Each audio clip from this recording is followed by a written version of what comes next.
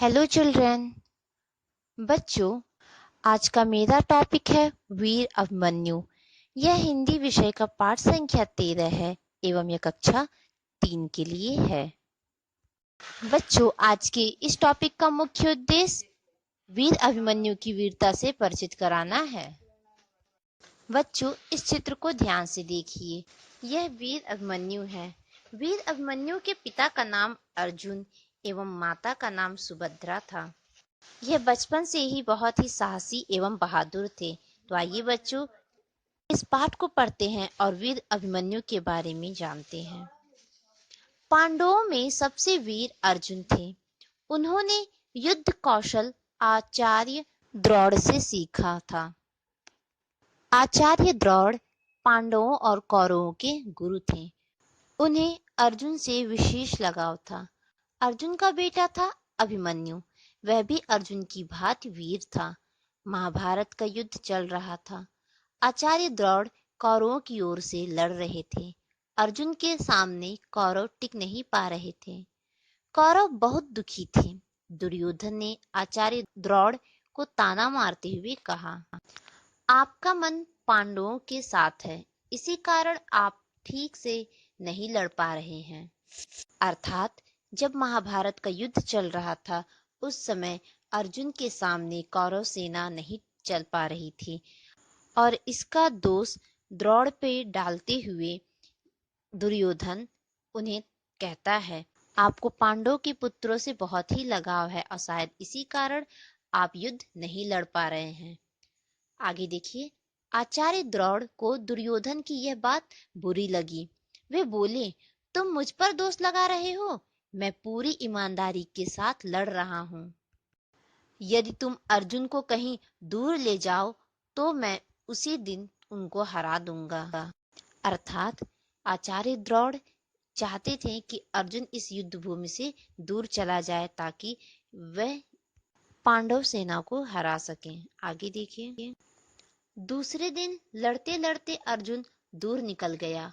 द्रोण को मौका मिल गया। उन्होंने चक्रव्यूह की रचना की। पांडवों को चुनौती दे दी गई। चक्रव्यूह में घुसना केवल अर्जुन को ही आता था। वह वहां था ही नहीं। अर्जुन के बड़े भाई युधिष्ठिर परेशान थे। तभी अभिमन्यु ने प्रवेश किया। उसने सारा हालचाल पूछा। अर्थात जब युद्ध भूमि में अर्जुन लड़ते लड़ते दूर निकल जाते हैं तो इस बात का अवसर उठाकर द्रोण चक्रव्यूह की रचना कर देते हैं, जिसे पांडव सेना तोड़ने में असफल रहती है। क्योंकि चक्रव्यूह को तोड़ना सिर्फ अर्जुन ही जानते थे, लेकिन वो उस समय वहां नहीं थे। तभी वहां अभिमन्यु प्रवेश करते हैं और वह युद्ध भूमि का सारा हालचाल पूछते हैं। आगे देखिए। अभिमन्यु बोला, आप परेशान ना हो, मैं चक्रव्यूह में घुस जाऊंगा और कौरवों की सेना को तहस नहस कर दूंगा। फिर वह कुछ सोचकर बोला, मुझे चक्रव्यूह में घुसना तो आता है पर निकलना नहीं आता। यह कला मैंने माँ के पेट में सीखी थी। मेरे पिताजी ने मेरी माँ को व्यूह में घुसने का भेद बताया था, लेकिन मेरी माँ को बीच में ही नींद आ गई।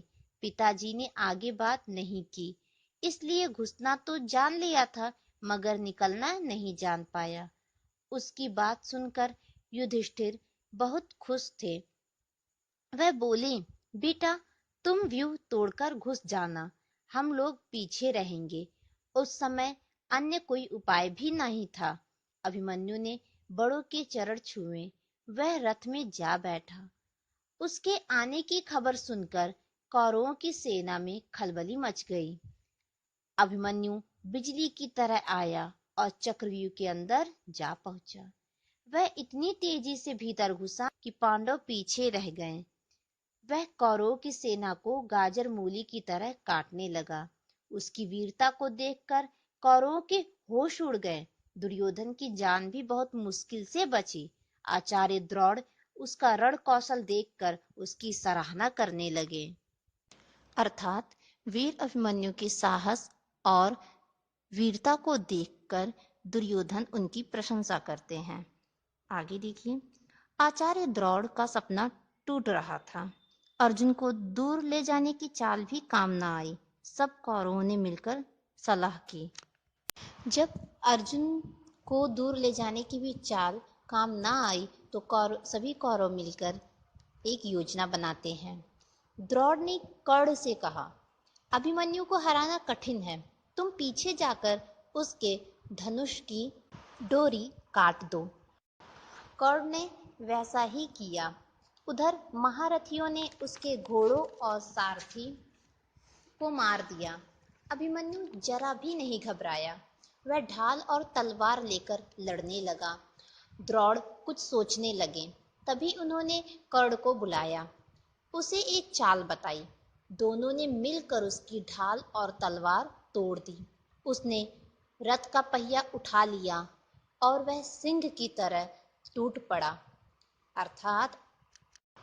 अर्थात जब कर्ण और आचार्य द्रोण मिलकर अभिमन्यु के ढाल और तलवार को तोड़ देते हैं, तब अभिमन्यु अपने रथ का पहिया उठा लेते हैं और शेरों की तरह उन सभी पर टूट पड़ते हैं।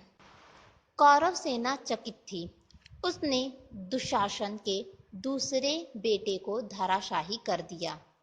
अर्थात अभिमन्यु के शौर्य को देखकर कौरव सेना चकित थी और अभिमन्यु ने दुशासन के दूसरे बेटे को भी मार दिया। अब अभिमन्यु बुरी तरह थक गया था। सभी कौरवों ने मिलकर उसे घेर लिया। उसी क्षण उस वीर ने प्राण त्याग दिए। उसने वीर गति पा ली। पांडवों में इस समाचार से शोक छा गया। अर्जुन पर तो मानो पहाड़ ही टूट पड़ा, लेकिन अभिमन्यु मरकर भी अमर हो गया। बच्चों, ये थी कहानी अभिमन्यु की, जिन्होंने अंतिम सांस में भी हार नहीं मानी और डटकर कौरवों की सेना का मुकाबला किया। बच्चों, इस कहानी से हमें यह शिक्षा मिलती है कि हमें भी किसी भी परिस्थिति में हार नहीं मानना चाहिए, उसका साहस और धैर्य से सामना करना चाहिए। अब आइए बच्चों, इस पाठ में आए कुछ कठिन शब्दों के अर्थ को जानते हैं। बच्चों, पहला शब्द है युद्ध। बच्चों, युद्ध शब्द का अर्थ होता है लड़ाई। दूसरा शब्द है वीरता। बच्चों, वीरता शब्द का अर्थ होता है बहादुरी। तीसरा शब्द धराशाही। धराशाही मीन्स होता है बच्चों धरती पर गिरा देना। चौथा शब्द है कौशल। कौशल शब्द का अर्थ होता है कला में निपुणता, जैसे किसी कार्य को अच्छे से कर लेना। अगला शब्द है सराहना। सराहना मीन्स होता है बच्चों प्रशंसा। बच्चों, अगला शब्द है शोक। शोक शब्द का अर्थ होता है दुख, जैसे अभिमन्यु की मृत्यु होने पे सभी को दुख होता है। अगला शब्द है चक्रव्यूह। बच्चों, चक्रव्यूह शब्द का अर्थ होता है गोलाकार व्यूह बनाना। अगला शब्द है सारथी। सारथी शब्द का अर्थ रथ हाँकने वाला, रथ चलाने वाले को सारथी बोलते हैं। अंतिम शब्द है रण कौशल। बच्चों, रण कौशल शब्द का अर्थ होता है युद्ध लड़ने में कुशलता, अर्थात जो युद्ध लड़ने में कुशल होते हैं, प्रवीण होते हैं, उन्हें रण कौशल कहा जाता है। अब आइए बच्चों, अगला प्रश्न देखते हैं। पहला, सही विकल्प पर सही का चिन्ह लगाइए। बच्चों, हमें सही विकल्प के सामने सही का निशान लगाना है। क, पांडवों ने युद्ध कौशल किससे सीखा था? पहला ऑप्शन है आचार्य द्रोण से, दूसरा ऑप्शन है आचार्य वशिष्ठ से, तीसरा ऑप्शन है भीष्म से, या चौथा ऑप्शन है किसी अन्य से। तो बच्चों, इस प्रश्न का उत्तर आज की इस वीडियो लेक्चर में बताया गया है। तो बताइए इसका सही उत्तर कौन सा होगा? तो इसका सही उत्तर है आचार्य द्रोण से। तो हम आचार्य द्रोण के सामने सही का निशान लगाएंगे। ख, आचार्य द्रोण ने किसकी रचना की? विकल्प पहला युद्ध की, दूसरा चक्रव्यूह की, तीसरा बाण वर्षा की, या चौथा रथ की। तो बच्चों, इस प्रश्न का भी उत्तर आज की इस वीडियो लेक्चर में बताया गया है। तो बताइए इसका सही उत्तर क्या होगा? तो इसका सही उत्तर है चक्रव्यूह की। आचार्य द्रोण ने चक्रव्यूह की रचना की। प्रश्न संख्या ग, अभिमन्यु ने चक्रव्यूह में घुसने की कला कब सीखी थी? पहला ऑप्शन जब वह मां के पेट में था, दूसरा जब उसका जन्म हुआ था, तीसरा जब वह बोलता भी न था, या चौथा नींद में। तो बच्चों, इस प्रश्न का सही उत्तर है पहला, जब वह मां के पेट में था।